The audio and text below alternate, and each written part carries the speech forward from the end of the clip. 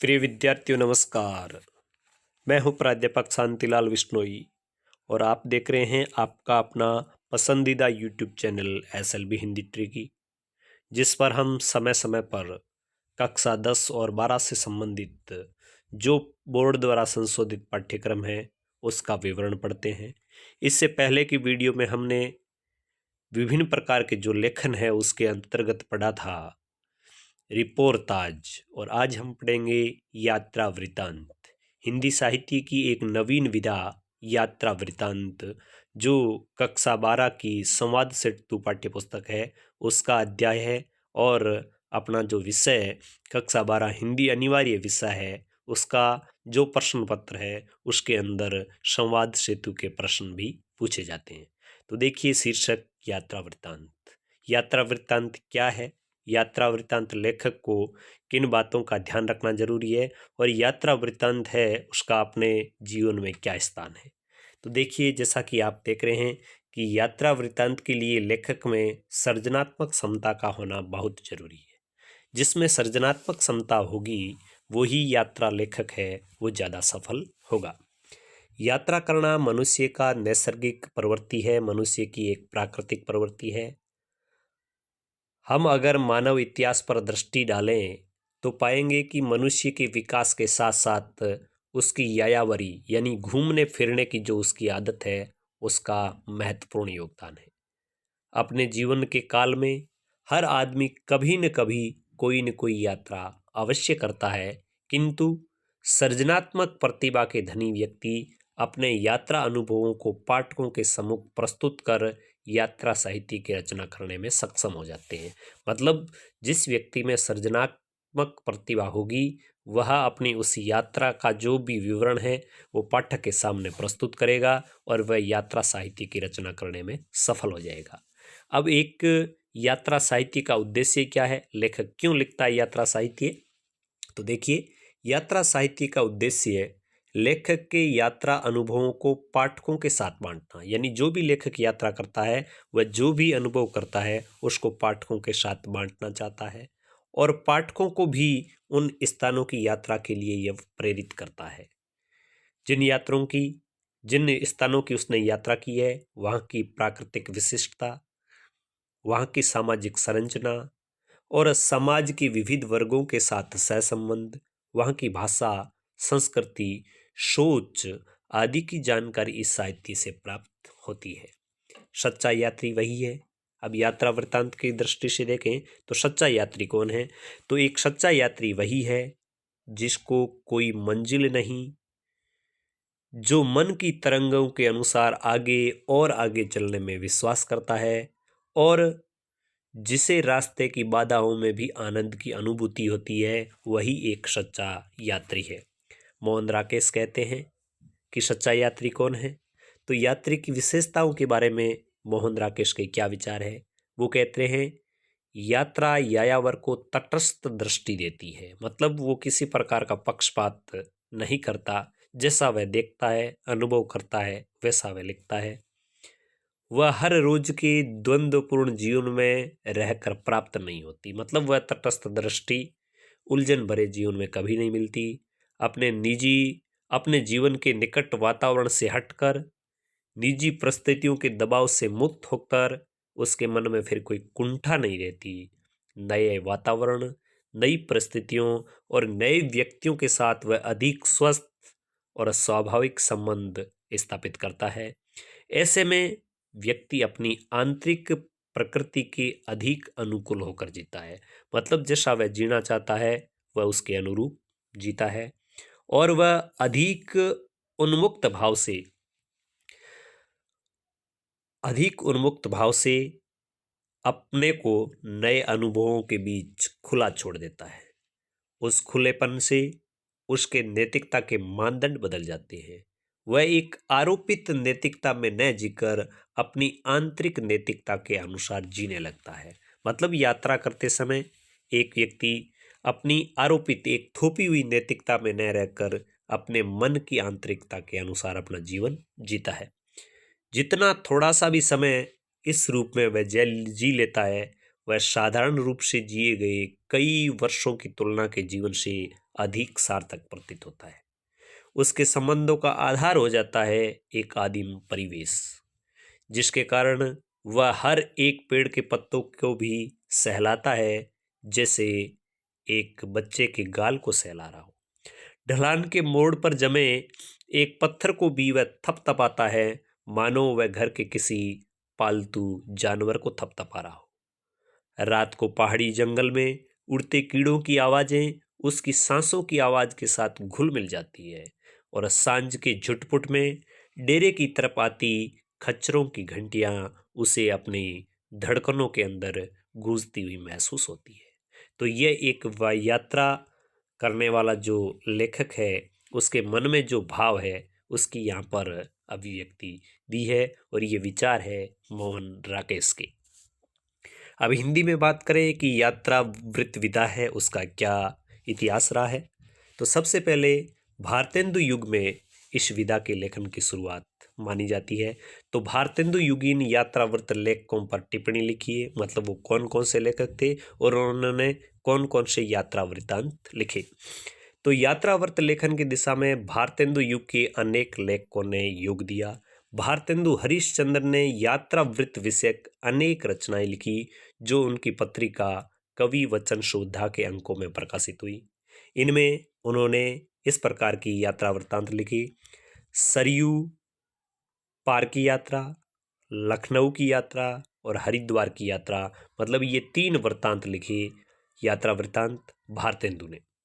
तो इस प्रकार हम यहाँ देख सकते हैं, भारतेंदु हरिश्चंद्र ने सरयू पार की यात्रा, लखनऊ यात्रा और हरिद्वार की यात्रा, मतलब ये 3 यात्रा वृत्तांत लिखे। इसके अतिरिक्त और कौन लेखक हुए? इन यात्रा वृत्तांतों की भाषा व्यंग्यपूर्ण है और शैली बड़ी रोचक और सजीव है। इसी प्रकार बाल कृष्ण भट्ट ने गया यात्रा, तो प्रताप नारायण मिश्र ने विलायत यात्रा नामक रचनाएं लिखी। श्रीमती हरदेवी ने मुंबई से लंदन तक की जहाजी यात्रा का विवरण दिया। भगवान दास वर्मा ने तुलनात्मक शैली का आश्रय लेते हुए लखनऊ और लंदन की समानताएं प्रकट की। भारतेंदु युग में जो भी यात्रा वृत्तांत है, उसमें विदेशों का वर्ण अधिक मिलता है, और उसमें भी सबसे अधिक वर्ण मिलता है लंदन का।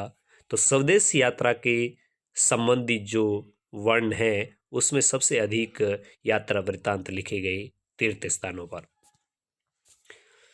अब आगे चलकर हम देखते हैं कि भारतेंदु युग के बाद युग आता है द्विवेदी युग। तो द्विवेदी युग में किस प्रकार यात्रा वृत्तांत लिखे गए? तो यात्रा वृत्तांत हिंदी साहित्य के हर युग में लिखे गए और द्विवेदी युग में भी लिखे गए, मतलब महावीर प्रसाद द्विवेदी के नाम से जो युग चला।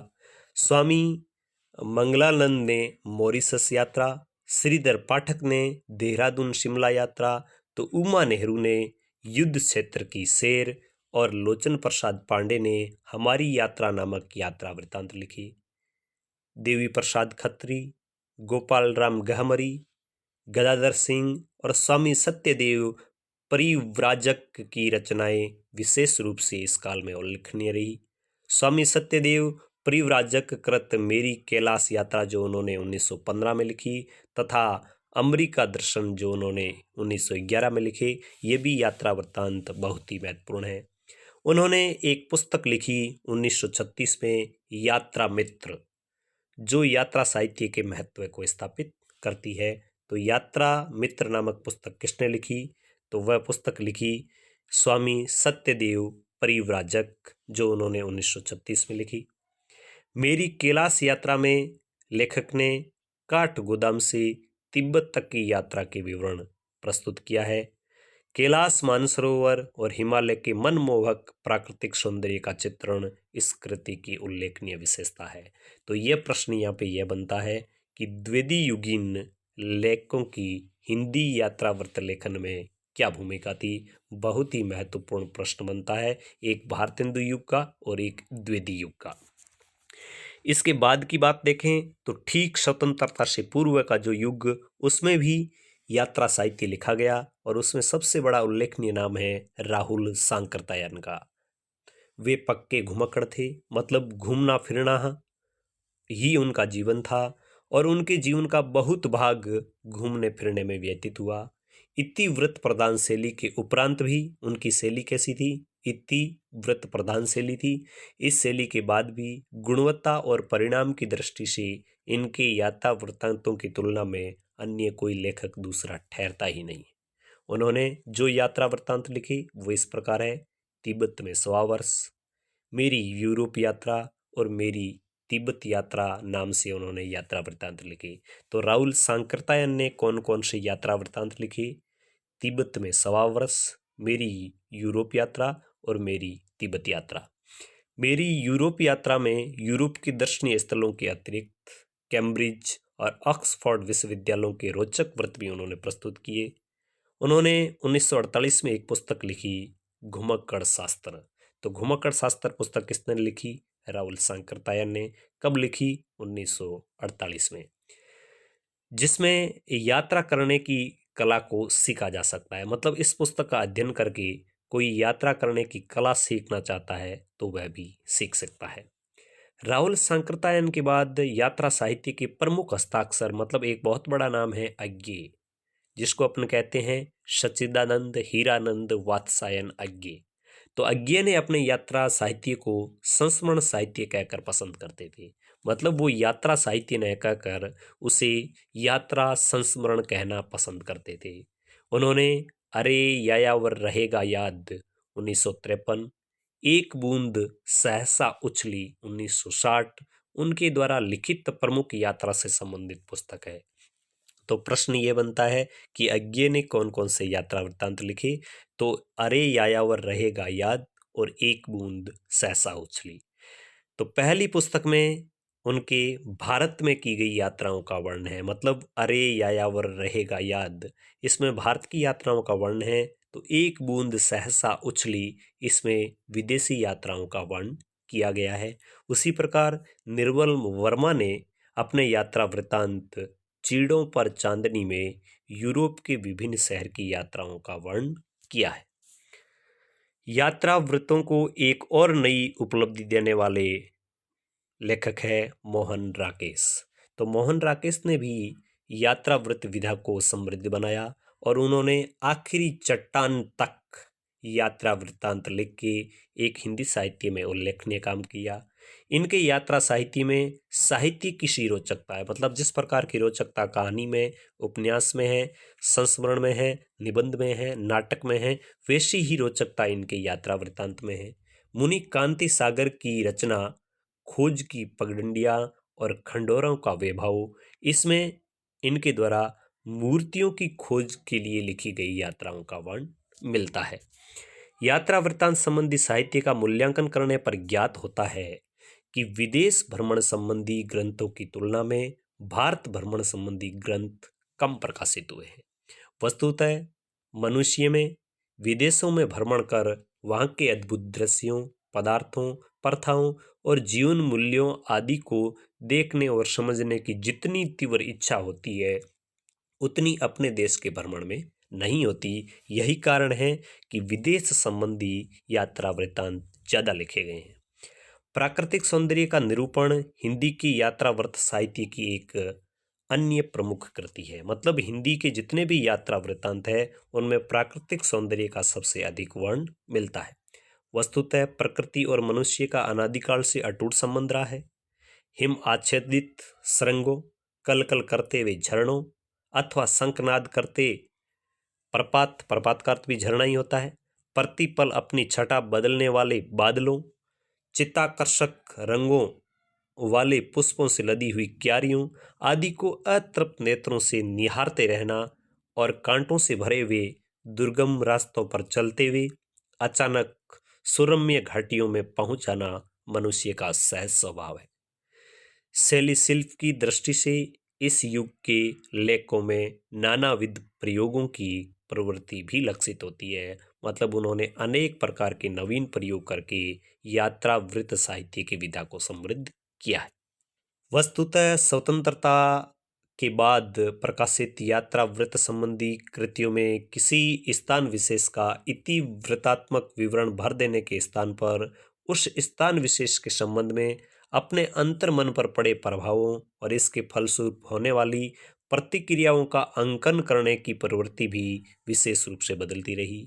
अब यात्रावृत्त का लेखक नरेटर मात्र नहीं रहा, मतलब केवल और केवल वह यात्रा वृत्त लिखकर अपने उद्देश्य की पूर्ति कर ले इतना ही नहीं रहा, तथा किसी स्थान विशेष की भीड़ भाड़, चकाचौंध और प्राकृतिक सौंदर्य से भुजंगा सा वह नहीं हो जाता, अपितु वह उनकी शब्द की गहराई में जाने का प्रयत्न करता है। अतः हम कह सकते हैं कि जीवन को समीप से देखने का सबसे सरल माध्यम है यात्रा करना। अब बात करते हैं डायरी लेखन की कि डायरी लेखन क्या है। तो डायरी भी हिंदी की एक नवीन साहित्यिक विधा है। डायरी को हिंदी में दैनंदिनी भी कहते हैं। वैसे तो हम सब कभी न कभी डायरी लिखते ही हैं। विद्यालयों में अध्यापक लोग हैं वो डायरी लिखते हैं, वे गृह कार्य देते हैं मतलब विद्यार्थी भी डायरी लिखते हैं, और विद्यालय संबंधी गतिविधियों की अन्य सूचनाएं भी विद्यार्थियों को डायरी में लिखवाई जाती है। किंतु हम जिस डायरी विधा की चर्चा कर रहे हैं वह विद्यालय की डायरी से थोड़ी अलग है। मतलब वह डायरी किस प्रकार की है, डायरी किसे कहते हैं कि व्यक्ति जब अपने अनुभवों को प्रतिदिन लिखता है, जब कोई व्यक्ति अपने जीवन में प्राप्त अनुभवों को प्रतिदिन लिखता है तो वह लिखने का तरीका कहलाता है डायरी। डायरी को रोजनामचा, दैनंदिनी और दैनिकी भी कहा जाता है। तो प्रश्न ये बनता है कि डायरी किसे कहते हैं और उसे किन नामों से जाना जाता है। तो रोजनामचा, दैनंदिनी और दैनिकी के नाम से।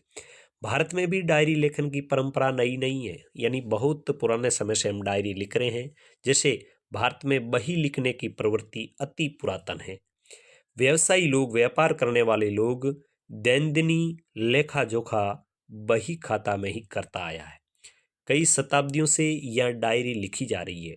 लगभग सभी सम्राटों, राजाओं के यहाँ रोजनामचे लिखने वालों की नियुक्ति इसी कार्य के लिए की जाती थी।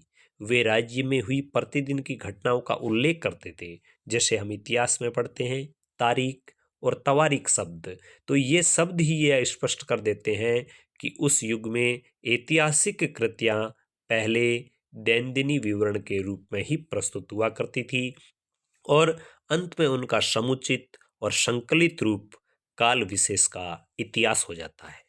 अधिकतर मुस्लिम इतिहासकार प्रायः इसी पद्धति से इतिहास प्रस्तुत किया करते थे। किस पद्धति से? तारीख और तवारीख पद्धति से वो इतिहास लिखते थे।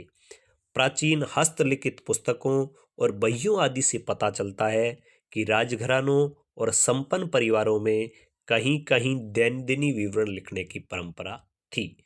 इन विवरणों में मुख्यतः नित्य के आय व्यय हिसाब और तत्कालीन घटनाओं का ब्यौरा मिलता है। मतलब इन बातों से साफ होता है कि प्राचीन समय से ही भारत में डायरी लिखने की परंपरा विद्यमान थी। अब डायरी लेखन का हमारे दैनिक जीवन पर क्या प्रभाव पड़ता है, डायरी लिखने से मनुष्य के स्वभाव में क्या परिवर्तन आता है, तो वो भी यहाँ पे दृष्टिगोचर होता है कि जीवन परिवर्तनशील है, जीवन गतिशील है, जीवन बदलता रहता है, जीवन आगे की ओर बढ़ता रहता है। हमारे जीवन अनुभव प्रतिदिन बढ़ते जाते हैं और डायरी लेखन का हमारे व्यक्तित्व को सुधारने और संवारने में अत्यधिक प्रभाव पड़ता है। जीवन के आरंभिक दिनों में डायरी लेखन का कार्य कालांतर में बड़ा मूल्यवान सिद्ध होता है। जैसे हम कम अनुभवी होते हैं, कम ज्ञान वाले होते हैं और अपन डायरी लिखते हैं, उसके बाद एक बहुत लंबा समय बीत जाता है, तो उसके बाद जब हम उस डायरी को पढ़ते हैं तो वह अपने व्यक्तित्व पर एक अमिट छाप छोड़ती है। अधिक आयु में जब हम अपनी लिखी डायरी को देखते हैं तो हम पाते हैं कि पूर्व दिनों की अपेक्षा हम में कितना परिवर्तन हुआ है। हमने जीवन को किस ढंग से जिया, हमें यह सोचने का अवसर मिलता है कि हमने अपने जीवन में क्या खोया और क्या पाया। हमें यह पता चलता है कि पिछले दिनों की तुलना में हम जीवन में कितने गंभीर और परिपक्व हुए। यूँ कहें कि डायरी हमारे बीते हुए जीवन का सच्चा दर्पण है तो यह बात गलत नहीं होगी। तो प्रश्न यह बनता है कि डायरी हमारे अतीत का दर्पण है कैसे? मतलब इसके माध्यम से हम अपने जीवन में घटित सभी बातों के बारे में जान लेते हैं और हम उन घटनाओं में स्वयं को उतार कर देख लेते हैं कि हम बीते हुए समय में कैसे थे। अपने अनुभवों, विश्वासों और आकांक्षाओं की प्रौढ़ता का विकास क्रम समझने का यह आकर्षक और एक बहुत ही सुंदर साधन है। डायरी आधुनिक काल का शब्द है। डायरी है वो आज के समय का शब्द है। यह विधा भी आधुनिक काल की अन्य नवीन विधाओं की तरह ही है। डायरी शैली आत्मकथात्मक और भावप्रवण गद्य विधा है। तो सबसे पहले बात यह आती है कि डायरी है वो एक गद्य की विधा है, उसमें भावों की प्रधानता होती है और यह आत्मकथात्मक होती है, मतलब लिखने वाले की आत्मा से संबंधित होती है। डायरी के शाब्दिक अर्थ की बात करें तो डायरी का शाब्दिक अर्थ है प्रतिदिन की घटनाओं का प्रभावी ढंग से लेखन। व्यवहार में मतलब हम रोज देखते हैं कि डायरी या दैनंदिन लेखन में उस प्रकार की प्रवृत्ति वाले लेखक अपने दैनिक अनुभवों अनुभवों का, भेंट वार्ताओं का और स्थान संबंधित निरीक्षण है उनका विवरण देते हैं। आज डायरी के माध्यम से विभिन्न समस्याएं और विचार प्रस्तुत हो रहे हैं। डायरी का संबंध प्रत्यक्षतः एक व्यक्ति से होने के कारण उसमें व्यक्तिकता की प्रधानता रहती है। तो ये डायरी का एक विशिष्ट गुण है कि उसमें व्यक्तिकता की प्रधानता होती है। प्रत्येक समस्याओं पर डायरी लेखक है वो आत्मपरक दृष्टि डालता है, आत्मचिंतन और अपने भोगे हुए संदर्भों को वह प्रस्तुत करता है। आचार्य उमेश शास्त्री ने डायरी लेखन की निम्न विशेषताएं बताई। उन्होंने बताया कि डायरीकार तत्कालिक संवेदनात्मक भावों की अभिव्यक्ति करता है, मतलब जिस वक्त वह जो संवेदना महसूस करता है उसी की वह अभिव्यक्ति करता है, क्योंकि डायरी है वो हमेशा लिखी जाती है और जिस दिन जिस स्थान पर वह जैसा अनुभव करता है वैसा ही डायरी में लिखता है। डायरी लेखन में व्यक्ति सापेक्षता अधिक रहती है, मतलब एक व्यक्ति से संबंधित वह होती है, इसलिए उसमें व्यक्तिकता की प्रधानता होती है। डायरी लेखन विधा में लेखक के आत्मीय गुण और प्रवृत्तियों की अभिव्यक्ति होती है, मतलब जो व्यक्ति डायरी लिख रहा है उसके गुण और उसके आचरण और व्यवहार की उसमें अभिव्यक्ति होती है। डायरी लेख में समय और स्थान के संदर्भ को भी अभिव्यक्त किया जाता है कि डायरी लिखने वाला लेखक किस समय लिख रहा है और किस स्थान से वह डायरी लिख रहा है, इसकी अभिव्यक्ति भी होती है। डायरीकार अपनी भावना के प्रति ईमानदार होता है, मतलब वह अपनी भावात्मक अभिव्यक्ति बहुत ईमानदारी के साथ प्रस्तुत करता है। डायरी लेखन डायरीकार की प्रामाणिक अभिव्यक्ति होती है, मतलब उसमें बिल्कुल सत्यता होती है, उसमें कल्पना का कोई स्थान नहीं होता। डायरीकार साहित्यिक संभावना के प्रति उदासीन नहीं रहता, मतलब वह साहित्यिक दृष्टि से भी डायरी लिखता है और डायरी लेखन में सभी लेखन विधियों का स्पर्श करता है, मतलब लेखन की जितने भी तरीके जितनी भी शैली है उनका वह डायरी विधा में प्रयोग करता है। डायरीकार समय समय पर अतीत के अनुभवों की पुनः समीक्षा करते हुए आगे बढ़ता है। तो ये डायरी लेखन की विशेषताएं बताई आचार्य उमेश शास्त्री ने। डायरी साहित्य का वर्गीकरण इस प्रकार किया जा सकता है, मतलब डायरी कितने प्रकार की डायरियां लिखी जाती है। तो मुख्यतः हम यहाँ देख रहे हैं कि कुछ डायरियां व्यक्तिगत होती है जिसमें व्यक्ति विशेष से संबंधित घटना होती है, वे बिल्कुल गोपनीय होती है, उनमें वास्तविकता होती है और वो जीवन की दृष्टि से बहुत ही उपयोगी होती है। कुछ होती है वास्तविक डायरियां, कुछ होती है काल्पनिक डायरियां और कुछ होती है साहित्यिक डायरियां। मतलब साहित्यिक डायरियां हैं या काल्पनिक डायरियां हैं, इनमें कल्पना की प्रधानता होती है और इनका उद्देश्य होता है कलात्मक प्रस्तुति के द्वारा लोगों का मनोरंजन। तो ये कल्पना प्रदान होती है। व्यक्तिगत डायरी का संबंध व्यक्ति विशेष से होता है। ऐसी डायरी में लेखक अपने जीवन के घटना प्रसंगों, निजी अनुभूतियों, विचारों और आवश्यक तथ्यों को लिखता है। ये डायरियां गोपनीय होती है, मतलब ये डायरियां उस व्यक्ति की गोपनीय होती है, वो कभी उनको सार्वजनिक नहीं करता। व्यक्ति अपने यथार्थ को इसमें अंकित करता है, मतलब सही रूप में भोगे हुए जीवन को वह इसमें लिखता है। ये अत्यंत उपयोगी और महत्वपूर्ण होती है क्योंकि ये वास्तविकता लिए होती है, इनमें सबसे अधिक वास्तविकता का गुण होता है। तो जो व्यक्तिगत डायरियां होती है वो ही वास्तविक डायरियां होती है और जो काल्पनिक डायरियां होती है वे एक तरीके से हम कहें कि साहित्यिक डायरियां होती है। व्यक्तिगत डायरियों का महत्व साहित्य की दृष्टि से अत्यंत महत्वपूर्ण है। साहित्यकार अपने अंतरंग साहित्यिक मित्रों के व्यक्तित्व की टिप्पणी डायरी में नोट करता है। अक्सर कोई साहित्यकार अपने साहित्यकार मित्रों से मिलता है और उनकी जो टिप्पणी होती है वह दिनों के अनुसार वह अपनी डायरी के अंदर नोट कर लेता है। वह अपनी आंतरिक चेतना के मूर्त विचार और अपनी धारणा को डायरी के पृष्ठों पर उतार कर पर्यालोचन करता रहता है। मतलब वह उनकी तुलना करता रहता है या उनकी समालोचना या विवेचन करता रहता है। और एक दिन यही उसकी डायरी उसके और उसके मित्रों के व्यक्तित्व को प्रकाशित कर देती है। अतः यह मानना युक्ति संगत प्रतीत नहीं होता कि डायरी की व्यक्तिता से साहित्य का कोई संबंध नहीं है। मतलब डायरी की व्यक्तिता से साहित्य का घनिष्ठ संबंध है। साहित्य में सर्वप्रथम डायरी को शैली के रूप में स्वीकार किया गया था। साहित्य में पहले डायरी विधा विधा के रूप में नहीं जानी जाती थी। ये गद्य विधा के रूप में प्रचलित नहीं थी। इसको केवल और केवल लिखने के एक तरीके यानी लिखने का जो एक तरीका होता है उसे कहा जाता है शैली। तो उस शैली के रूप में स्वीकार किया गया था। धीरे धीरे साहित्यिक विधा के रूप में भी इसका परिवर्तन हुआ।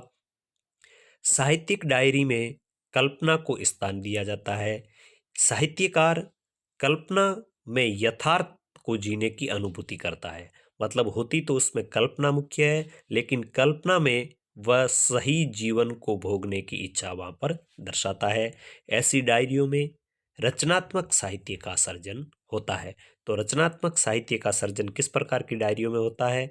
तो वह होता है साहित्यिक डायरियों में, जिसमें कर्मबद्धता और अनवरता मतलब लगातार जो कंटिन्यूटी कहते हैं वो बनी रहती है, जिससे पाठक के हृदय में आनंद की अनुभूति होती है। काल्पनिक साहित्य होते हुए भी अन्य विधाओं की तरह इस विधा में भी सरसता है, जिससे पाठक के मन में उबन पैदा कभी नहीं होती। डायरी लेखन में कहीं एकालाप है, कहीं कल्पित पात्र से बातचीत की जाती है, कहीं विचार मंथन की गहनतम एक योजना प्रस्तुत की जाती है। विचार मंथन की एक गहनतम स्थिति में प्रवेश किया जाता है। कहीं डायरी में संसार से उपेक्षित होने या अपेक्षा करने की प्रवृत्तियों का उदय होता है। कहीं आंतरिक गुण दोषों की अभिव्यक्ति आदि विशेषताएं इस विधा को महत्वपूर्ण बनाती है। डायरी लेखक का प्रत्येक पृष्ठ पठनीय होता है। मतलब एक डायरी लिखने वाले लेखक का प्रत्येक पृष्ठ पठनीय होता है। क्यों? क्योंकि प्रत्येक पृष्ठ का एक उद्देश्य उसकी सार्थकता को सिद्ध करता है। साहित्यिक डायरी में रचना शैली, ललित कल्पना, मनोविश्लेषण, तर्क, कविता, आत्माख्यान मतलब अपनी आत्मा की व्याख्या आदि विविध प्रवृत्तियों का एक सुंदर सा समन्वय रहता है। साहित्य की अन्य कोई ऐसी विधा नहीं है जिसके माध्यम से रचनाकार अपनी मन की गूढ़ अनुभूतियों को सहजता और निष्पक्ष भाव से अभिव्यक्ति दे सके। यह एक सुस्पष्ट तथ्यात्मक अभिव्यंजना के निमित्त एक स्वतंत्र साहित्यिक विधा है। अब हिंदी के प्रमुख डायरी लेखक कौन कौन हुए? आधुनिक युग में डायरी साहित्य का सर्जन हुआ। किस युग में? हिंदी साहित्य के आधुनिक युग में। यानी अपन कहते हैं 4 युग, आदिकाल, भक्तिकाल, रीतिकाल और आधुनिक काल। तो चौथे युग में इसका प्रादुर्भाव हुआ। यद्यपि विकास की दृष्टि से मूल्यांकन किया जाए तो यह विधा इतनी समृद्ध नहीं हुई है। इस दिशा में अजीत कुमार और लक्ष्मीकांत वर्मा की महत्वपूर्ण भूमिका है। तो प्रश्न यह बनता है कि डायरी विधा को सर्वोच्च स्थान तक पहुंचाने में या डायरी विधा को सक्षम बनाने में या डायरी विधा को समृद्ध बनाने में किन लेखकों का महत्वपूर्ण योगदान है? तो वे दो नाम हैं अजीत कुमार और लक्ष्मीकांत वर्मा, जिन्होंने डायरी विधा की ओर लोगों के आकर्षण को जन्म दिया। इसके अतिरिक्त जिन लेखकों ने विभिन्न पत्रिकाओं में डायरी साहित्य प्रकाशित करवाया उनके नाम हैं शिवदान सिंह चौहान, नरेश मेहता और बैंकुटनाथ मेहरोत्रा। तो हिंदी के प्रमुख डायरी लेखक की बात करें तो इनके नाम आएंगे अजीत कुमार, लक्ष्मीकांत वर्मा, शिवदान सिंह चौहान, नरेश मेहता और बैंकुटनाथ मेहरोत्रा। अब हिंदी साहित्य में विभिन्न प्रकार की जो डायरियाँ लिखी जाती थी वो किन किन पत्रिकाओं में प्रकाशित होती थी, तो यह एक महत्वपूर्ण प्रश्न है और बोर्ड की परीक्षा में पूछा भी जा चुका है। समसामयिक पत्र पत्रिकाओं जैसे धर्मयुग, निकष, हिंदुस्तान, ज्ञानोदय, कादम्बिनी, कल्पना, माध्यम, बिंदु और सारिका आदि में उन लेखकों की डायरियां प्रकाशित हुई है जो इस विधा के आंदोलन के प्रवर्तन मंडल में थे, मतलब इस विधा को ऊंचाई पर पहुंचाने वालों में थे। ज्ञानोदय पत्रिका ने इस विधा को समृद्ध करने में अपना महत्वपूर्ण योगदान दिया और इस पत्रिका में सबसे अधिक डायरियां प्रकाशित हुई। तो प्रश्न यह बनता है कि हिंदी साहित्य की सर्वाधिक डायरियां किस पत्रिका में प्रकाशित हुई, तो उस पत्रिका का नाम है ज्ञानोदय पत्रिका। डायरी विधा शैली के रूप में अपनाई गई। हम पहले पढ़ चुके हैं कि शुरुआत में डायरी लेखन को एक शैली के रूप में अपनाया गया था। अनेक लेखकों ने इस विधा में सर्जन कर रचनाओं को संस्मरण, रेखाचित्र और उपन्यास विधा में संकलित कर दिया। मतलब उन्होंने सबसे पहले लिखा तो इसे डायरी के रूप में, लेकिन वो उनकी रचनाएं या तो संस्मरण बन गई, या रेखाचित्र बन गई, या उपन्यास बन गई। श्री प्रकाश चंद्र गुप्त की डायरी के पृष्ठ जो रेखाचित्र साहित्य में है, इसी प्रकार बनारसी दास गुप्त द्वारा रचित मनुष्य और कला भी डायरी साहित्य है, लेकिन उसको रेखाचित्र के अंतर संकलित किया गया है। उसका एक उदाहरण यहाँ पर देखने योग्य है। इस उदाहरण के माध्यम से ये हम समझेंगे कि वह प्रतिदिन के अनुसार लिखी गई है, 11 जुलाई, 12 जुलाई। तो इस दृष्टि से देखें तो वह एक डायरी लेखन है, लेकिन इसमें अंश है वो किसका है, रेखाचित्र का है। ये रचना क्या है, रेखाचित्र है। तो वो लिख रहे हैं 11 जुलाई की बात।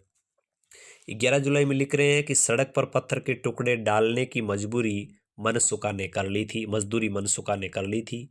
नदी तल में वह पत्थर तोड़ रहा था। गधे पास खड़े हुए थे। बच्चे पत्थर है वो बीन रहे थे। मैंने पुल पर से आवाज दी, मनसुखा तुम्हारी तस्वीर बहुत अच्छी आई है और बच्चों के फोटो भी ठीक आए हैं। मनसुखा ने कहा, सो तो ठीक है, पर हमें वह हमारी तस्वीरें तो दिखाओ। मैंने कहा, अच्छा कल आना, सब फोटो दिखला दूंगा, पर दूंगा नहीं, एक तस्वीर 5 आने की पड़ती है। मनसुखा ने कहा, अच्छा पंडित जी, 5 आने पक्के।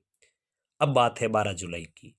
तो पहले 11 जुलाई, अब 12 जुलाई, मतलब ये क्या है, डायरी लेखन है, परंतु यह उस समय लेखक ने किस विधा के अंतर्गत रखा इसको, रेखाचित्र के रूप में। मतलब जिस समय डायरी विधा का जन्म नहीं हुआ था, उस समय डायरी विधा को है किस रूप में अपनाया जाता था, शैली के रूप में, यानी लेखन का एक तरीका। तो यह तरीका था रेखाचित्र लिखने का। 12 जुलाई की बात है। मनसुखा हमारे बगीचे पर आया और बोला, पंडित जी कहाँ मुरम पथरीली मिट्टी गिरानी चाहते हो। मैंने कहा, यही आम के पेड़ों के नीचे जहां पर बहुत कीचड़ है। अब बात आती है 13 जुलाई को। 13 जुलाई को लेखक ने सुना कि पास के गांव में किसी कुम्हार और उसके बच्चों को सांप ने काट लिया। उस वक्त हमें मनसुखा का ख्याल ही नहीं आया। शाम को खबर मिली कि मनसुखा और कला को ही सर्प ने काटा था, जिसके कारण उन दोनों की मृत्यु हो गई। एक उदाहरण और देखिए, जिसमें श्री प्रकाश चंद्र गुप्त ने भी पुरानी स्मृतियां नए स्केच डायरी साहित्य को संकलित किया था, जिसका एक उदाहरण यहाँ पर है। पानी मूसलाधार बरसा रहा, बार चरावाए गला फाड़कर विरह का गीत गा रहे थे। एक अजब सुरूर मेरी आत्मा पर छा गया था। मैं झूम झूम कर गुनगुनाता हूँ, एकाकिनी बरसात। मेरे मकान के बाहर ताल में बटू समुदाय वेद पाठ करता है। वह जेठ की विकट गर्मी, वह आषाढ़ का पक जामुन की रंग सापाग, और सावन भादो की यह शीतल और कमल की पंखुड़ियों सी रिमझिम और धन की चोट सी मूसलाधार बरसात। मतलब यह उदाहरण भी एक रेखा चित्र का उदाहरण है, लेकिन इसमें वर्ण यदि हम आज की विधा के रूप में देखें तो यह भी एक डायरी लेखन है। श्री दूधनाथ सिंह की डायरी बर्फ के टुकड़े ज्ञानोदय पत्रिका में जनवरी 1965 में प्रकाशित हुई। इसी पत्रिका में प्रकाशित हरिशंकर परसाई की डायरी हम वे और भीड़, डॉक्टर विश्वनाथ प्रसाद तिवारी की डायरी डायरी के 5 पृष्ठ प्रकाशित हुए। श्री प्रभाकर माचवे का पश्चिम में बैठकर पूर्व की डायरी प्रयोगात्मक डायरी रचना है। तो ये हिंदी साहित्य के डायरी लेखक है। यद्यपि हिंदी में अभी भी डायरी साहित्य अधिक नहीं लिखा गया है, किंतु उपलब्ध साहित्य में आत्मपरकता, दार्शनिकता और व्यंग्यात्मक तीव्रता का सुंदर प्रयोग हुआ है। इसको देखते हुए हम कह सकते हैं कि डायरी लेखन का भविष्य है वो भी उज्जवल है। कहानी, उपन्यास और रेखाचित्र विधाओं के साथ साथ इस डायरी विधा का प्रयोग भी प्रचुर मात्रा में हुआ है। अब बात करते हैं संदर्भ ग्रंथ क्या है, संदर्भ ग्रंथ की महत्ता क्या है। संदर्भ ग्रंथ तो प्रिय विद्यार्थियों, जब भी हम किसी घटना के बारे में पढ़ते हैं तो उस घटना से संबंधित पुरानी बातें हैं, उनको जब हम उसके साथ में बैठा कर लिखते हैं या हम जानना चाहते हैं कि यह आज घटित हुई घटना पहले कब कब घटित हुई है और उसकी जानकारी हम जिन जिन माध्यमों से जुटाते हैं उन्हें हम कहते हैं संदर्भ ग्रंथ। तो बहुत आसान सी परिभाषा है कि समाचार माध्यमों में कार्य करने वाले या कार्य करते समय किसी विशिष्ट घटना के लिए पुराने संदर्भों की आवश्यकता होती है। और यह कार्य कहाँ किया जाता है? या तो समाचार पत्र के कार्यालय में या इलेक्ट्रॉनिक मीडिया के संस्थानों में या किसी पुस्तकालय में या किसी तकनीकी भाषा के संदर्भ संग्रहण कक्ष में होता है, जहां सभी घटनाओं और विभिन्न मुद्दों से संबंधित समाचारों और कथाओं को अलग अलग दस्तावेज के रूप में सहेज कर रखा जाता है। संपादक किसी भी कथा या विषय पर लेखन करने से पूर्व आवश्यकता पड़ने पर संदर्भ एकत्रित करने के लिए पुस्तकालय का सहारा लेता है। इससे समाचार और कहानी रुचिकर और पठनीय हो जाती है। तो संदर्भ जो ग्रंथ है उनका महत्व यही है कि इनका प्रयोग करने से कोई भी समाचार, कोई भी कहानी है वह रुचिकर हो जाती है और वह पढ़ने योग्य हो जाती है। इतना ही नहीं, कई बार पाठक इसे अनेक स्थानों पर संदर्भ के रूप में सहेज कर रखते हैं। उदाहरण के तौर पर आप मानिए कि यदि कोई विशेष नेता अथवा व्यक्ति राजस्थान आता है या राजस्थान के आगमन के समाचार को मात्र 2 या 3 पंक्तियों में पूरा कर दिया जा सकता है, किंतु यह मात्र सूचना परक हो जाएगा। मानिए यदि देश का प्रधानमंत्री है वो राजस्थान आ रहे हैं, तो यदि इतना लिख दे कि कल देश के प्रधानमंत्री राजस्थान के दौरे पर रहेंगे, तो यह समाचार केवल सूचना परक होगा। लेकिन अब इसको पठनीय बनाना है, तो इसको पठनीयता बढ़ाने के लिए उस प्रधानमंत्री यानी व्यक्ति विशेष से राजस्थान से जुड़ी उसकी क्या पुरानी स्मृतियां हैं, उन्होंने पूर्व में कौन कौन सी यात्राएं की गई है, उनके पूर्व में कौन कौन से साक्षात्कार लिए गए हैं, या राजस्थान से संबंधित बाहर से जो भी राज्य हैं उनके संदर्भ में उनका क्या कथन है, उनके क्या बयान है, ये संदर्भ ग्रंथों से एकत्रित करके उदाहरण के तौर पर समाचार पत्र में प्रस्तुत किया जाता है। जिससे क्या होता है कि पाठक की जो यादें हैं वो ताजा हो जाती है और संदर्भित पक्ष यानी पाठक वर्ग है वो पुरानी बातों से भी लाभान्वित होता है। तो इसका मतलब यह है कि जब भी कोई विशेष व्यक्ति आता है तो उससे पहले के जितने भी वृत्तांत होते हैं उस समाचार से संबंधित वो खोज खोज कर कहीं पुस्तकालयों से, कहीं इंटरनेट के माध्यम से, कहीं इलेक्ट्रॉनिक मीडिया से, कहीं समाचार कक्षों से उनको तैयार किया जाता है, एकत्रित किया जाता है और फिर उनको एक साथ परोसा जाता है ताकि वह समाचार, ताकि वह सूचना पठनीय भी बन सके और रुचिकर भी बन सके। इसी प्रकार यदि किसी मौसम की जानकारी देनी होती है तो उसको संदर्भ ग्रंथों की सहायता से कैसा बनाया जाता है? तो इसी प्रकार मौसम की खबरों में जब शहर का तापमान सर्वाधिक होता है या न्यून रहता है, उस दिन संपादक विगत 10 वर्षों में रहे तापमान का लेखा जोखा एकत्रित करता है वह कहाँ से करता है? संदर्भ ग्रंथों से करता है। उसे मौसम विज्ञानी के कथन के साथ प्रस्तुत करता है ताकि पाठकों को तापमान में हुए परिवर्तन और उत्तरोत्तर वृद्धि या कमी के कारणों का अपने आप ज्ञान हो जाए। यदि इन्हीं संदर्भों को जोड़कर शीर्षक देने की आवश्यकता पड़े तो एक संपादक क्या शीर्षक देगा? वह शीर्षक देगा, गर्मी ने विगत 50 वर्षों का रिकॉर्ड तोड़ा। तो ये 50 वर्षों की जानकारी इसने कहां से जुटाई? यह जानकारी जुटाई संदर्भ ग्रंथों से। अब इस पाठ का सारांश, जैसा कि हमने पहले की वीडियो में पढ़ा रिपोर्टाज, तो रिपोर्टाज क्या है? आंखों देखी, कानों सुनी घटनाओं पर रिपोर्टाज लिखा जाता है, केवल कल्पना के आधार पर नहीं। लेकिन तथ्यों के वर्ण मात्र से रिपोर्टाज नहीं बनता है, रिपोर्ट भले ही बन जाए। तो केवल तथ्य ही तथ्य होते हैं तो वहां पर रिपोर्ट बनती है, और तथ्य के साथ में कलात्मकता और कथात्मकता तब जुड़ती है तब वह रिपोर्टाज बनता है। घटना प्रधान होने के साथ ही रिपोर्टाज कथा तत्व से भी युक्त होता है।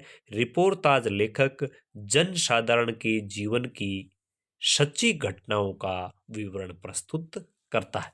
रिपोर्टाज लेखक जन साधारण के जीवन से जुड़ी हुई सही घटनाओं की जानकारी रखता है। उत्सव, मेले, बाढ़, अकाल, युद्ध और महामारियों जैसे सुख दुख के क्षणों में जनता को वह निकट से देखता है। मनुष्य की विकास गाथा में यायावरी का महत्वपूर्ण योगदान है, मतलब यात्रा वृत्तांत का महत्वपूर्ण योगदान है। वह अपने जीवन काल में व्यक्ति कोई न कोई यात्रा अवश्य करता है। यात्रा करना मनुष्य का स्वाभाविक गुण है। यात्री यात्री को यात्रा से एक तटस्थ दृष्टि प्राप्त होती है। वह जीवन की कृत्रिमता से दूर जाकर जीवन की वास्तविकता की अनुभूति करता है। उसके हृदय में यात्रा करने से पर्यावरण के प्रति अपनत्व का भाव भी जागृत होता है। डायरी लिखना भी एक कला है। डायरी लेखन से लेखक के आत्मीय गुण और प्रवृत्तियां उजागर होती है। इससे पता लग जाता है कि लेखक का व्यक्तित्व कैसा है, लेखक का आचरण कैसा है, लेखक की सोच कैसी है। डायरी लिखने से यह भी फायदा होता है कि उस व्यक्ति का दिनों दिन परिष्कार होता है, उसमें सुधार होता जाता है और उसमें जीवन में उपयोगी मानव मूल्यों का भी विकास होता है। संदर्भ ग्रंथ हमें पूर्व में घटित घटनाओं की मूल्यवान जानकारी देते हैं। पत्रकारिता एवं शोध कार्य के क्षेत्र में संदर्भ ग्रंथों का अत्यधिक महत्व है। पूर्व में घटित घटनाओं की जानकारी के साथ वर्तमान में घटित घटनाओं की तुलना संदर्भ सामग्री द्वारा ही की जा सकती है। इससे वर्तमान एवं परिस्थितियों में आए बदलावों को भी सुगमता से समझा जा सकता है। बात करते हैं शब्दावली। हृदय तंत्री मतलब हृदय की वीणा, श्रृंग पर्वतों की ऊंची चोटियां और कंठ का कीर्ण मतलब कांटों से भरा हुआ। अब अभ्यास प्रश्न की बात करें, रिपोर्टाज किसे कहते हैं, हम शुरुआत में पढ़ चुके हैं। रिपोर्ट और रिपोर्टाज में क्या अंतर है? बहुत ही महत्वपूर्ण प्रश्न है आपका। हिंदी में रिपोर्टाज विधा की प्रथम रचना कौन सी है? तो यह रिपोर्टाज के अंतर्गत हम पहले वीडियो में पढ़ चुके हैं। यदि आपने वह वीडियो नहीं देखा है तो इस वीडियो की डिस्क्रिप्शन में आपको उस वीडियो का लिंक मिल जाएगा, आप जरूर देखें। हमें यात्रा क्यों करनी चाहिए, ये यात्रा वृत्तांत के अंतर्गत हमने पढ़ा। प्रमुख यात्रा वृत्त लेखकों के नाम लिखिए। डायरी क्यों लिखी जाती है, डायरी लेखन की 5 विशेषताएं क्या है, और पत्रकारिता के संदर्भ में संदर्भ सामग्री की क्या उपयोगिता है, तो ये भी हम संदर्भ ग्रंथ के अंतर्गत पढ़ चुके हैं। तो प्रिय विद्यार्थियों, यह था संवाद सेतु इस पुस्तक का अंतिम पाठ। तो संवाद सेतु पुस्तक हम पूर्ण रूप से पढ़ चुके हैं। यदि आपको सभी अध्यायों की वीडियो देखने हैं तो मैं पुनः कहना चाहूँगा कि आप इस चैनल के लिंक पर जाएं, वहाँ पर आपको संपूर्ण वीडियो मिल जाएंगे। आगे मिलेंगे किसी और नए शीर्षक के साथ, तब तक आज्ञा दीजिए। नमस्कार, जय हिंद।